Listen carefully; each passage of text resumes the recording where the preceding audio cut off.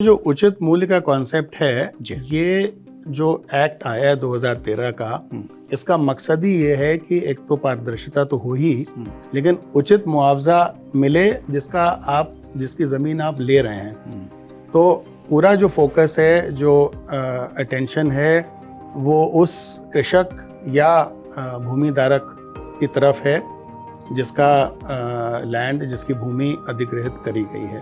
ठीक है। सो ये जो उचित शब्द का प्रयोग है, ये केवल और केवल उसी के माध्यम से होगा कि उसको उचित उसका मुआवजा मिले। अब जो नॉर्म्स इसमें दिए हुए हैं एक्ट में, उसका अगर आप एप्लीकेशन करेंगे तो मुझे लगता नहीं है कि वो कभी उचित होता है।